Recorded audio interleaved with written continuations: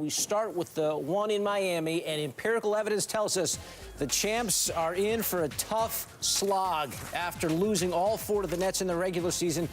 Let's get it started.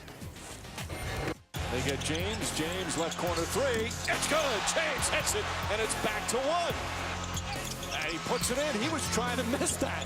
And it goes in. Pierce gets it, throws it ahead, and the game is over. The Nets hang on to defeat LeBron James and the Miami Heat. Johnson, the crossover, the floater in the lane. He's got 32. Livingston, what a game he's had. A spin move and a dunk. What a cap to a terrific night from Sean Livingston. And the Brooklyn Nets continue their resurgence.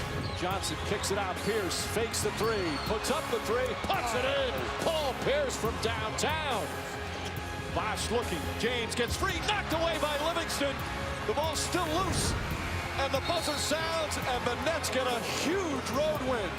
Back to James, blocked by Plumlee, and the Nets have swept the season series. Are they your biggest challenge in the East? No, you're crazy. Next question. This is just the 3rd time ever a team will face the defending champs after sweeping them 4-0 in the regular season. It first happened in 1996 when the Sonics swept the Rockets and beat them again in the playoffs. In 2003, the Spurs swept the Lakers in the regular season, then won their rematch in 6 en route to winning the NBA title. And now it's the Nets' turn. Here's Paul Pierce on the rivalry with LeBron over the years. I think it's more of a basketball thing. You know, when you're aiming for the same prize and only one of you can get it, you know, I mean, it's going to be a dislike there. And, you know, it has nothing that's carrying over off the court. You know, it's all based on what we both chasing. You know, obviously the level is raised. Everybody's play is raised with that level. You know what you're getting when you play LB, when you play D-Wade. They got a lot of experienced guys, a lot of champion guys on their team, and that's just going to raise the level of play. It's not like our guys, any of us went on vacation. We came with a mindset to get ready for another battle. We expect this one to be much more competitive. You know, we've been doing this for a little while now, so you don't get as anxious as you used to. We're just really concentrated on, you know, bringing good energy, of course, tonight, getting off to a good start and making sure we get into them defensively and really play our game. You know, these are defending champs. They've you know, for a reason. You know, they've been here, they've done it. You know, they've been together for several years. They played well together. But we did have some success against them, you know, and while I said that's out the window, you know, because it's a new season now, the playoffs is a totally different thing. You know, it's definitely some things we can take away from you know, what we did good during the regular season and apply it. And NBA insider Chris Broussard joins us now from Miami, where the Heat and the Nets are kicking off that series tonight. And Chris, Paul Pierce, Kevin Garnett, they were brought to Brooklyn to beat the Heat, win a title. Why have they, particularly Pierce, had so much success against LeBron in the past? Well, you heard Paul Pierce talk about the dislike between those two. It doesn't carry off the court, but on the court, it's certainly there. And look, LeBron is friendly with a lot of guys around the league. Kevin Durant, you know, some of his other rivals. Not so with Paul Pierce. Pierce doesn't want to be friends with anybody outside of the Brooklyn Nets, he said today. And he's not intimidated by LeBron. There's no deference there, even subconsciously when he faces LeBron. One of the strengths about Paul Pierce is he thinks he's the best player in the world. He really believes that. He's not intimidated by anybody. So he goes out there and plays LeBron like he's any other player, and I think that's one reason he's been able to have success over the years against LeBron. Being not so friendly makes for some pretty good drama, though. The Nets 4-0 against Miami this season. They're the first team ever to sweep a LeBron James team in a season series of 4 games. That is NBA insider Chris Broussard with the latest from beautiful Miami.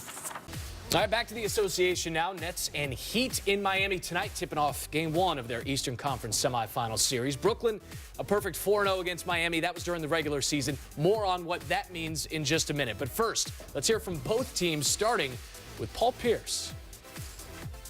I think it's more of a basketball thing. You know, when you're aiming for the same prize and only one of you can get it, you know, I mean, it's going to be a dislike there. And, you know, it has nothing that's carrying over off the court.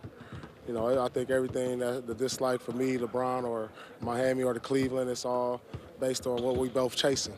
and that's about it. We had a good week of work. It's not like our guys, any of us went on vacation. We came with a mindset to get ready for another battle. We expect this one to be much more competitive. So our practices were very competitive, but at the end of the day, you won't know until we find out.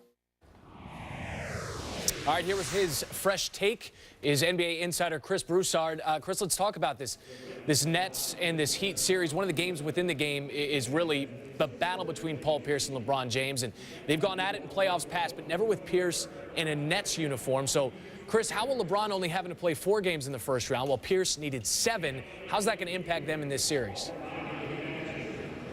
Well, Pierce, beyond playing 7 games in the first round, he's a lot older. He's not the Paul Pierce he was early in Boston when he was playing against LeBron James in Cleveland. Not even the Paul Pierce he was a couple years ago. So that affects things. But the thing about Paul Pierce, and one reason he's had so much success against LeBron James, is that Pierce still thinks he's the best player in the world. He is ultra confident. That's one thing the Nets love about him, and that's why he plays LeBron tough. He's not intimidated. He doesn't defer. He doesn't look at this is the greatest player in the league, and I'm not as good as him. He thinks he's the best, and that's enabled him to play LeBron really as well as anybody, any individual in the league has. Well, Brooklyn has certainly played very well against Miami in the regular season, 4-0. It's the 26th time, Chris, and we're going to see 2 teams with that regular season record get together in the postseason, and the team that's gone 4-0 in the regular season has won all 25 of those playoff matchups. So I ask you now, what's the significance of that 4-0 mark as it pertains to these 2 teams right now? Well, you can't dismiss it completely. Look, do I think it means that the Nets are going to win the series or beat the Heat in 4 or 5 games? No. But you can't dismiss it. There are things they do that give the Heat problems. They're big on the wings, so they can switch everything. When the Heat do their pick and roll, that's a big part of their offense. And they're not intimidated by the Heat. They're mentally tough, and they have a strong point guard who can exploit, to some degree, Mario Chalmers. They don't turn the ball over. But I'll tell you what, this Nets team is supremely confident. Talking to them this morning, one player told me, look, when you've beaten a team 4 times, you can't help but be confident. On the other side of the tunnel, if you will, the Heat have kind of downplayed the regular season, really haven't thought about it a lot, didn't focus on it. You know, I asked Eric Spoelstra about it. He said, hey, they've got to compete against us too. They're sensitive about the fact that they were 0-4 against this team. We all saw LeBron after they lost the 4th game when Craig Sager asked him, is this your toughest opponent in the East?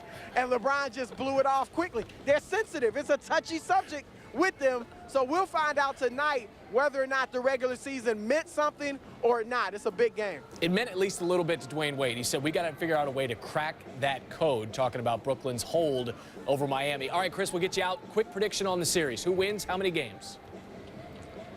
Miami in 6.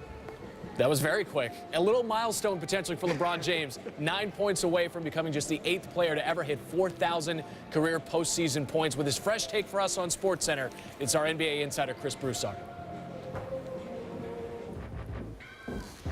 All right, and according to Number Fire, the Heat have an 80.2% chance of winning this series over the Nets, which is interesting considering we just told you the regular season record between these two. The Nets, meanwhile, have just a 1.4% chance of winning the NBA title. That is the lowest percentage of any of the 8 remaining teams.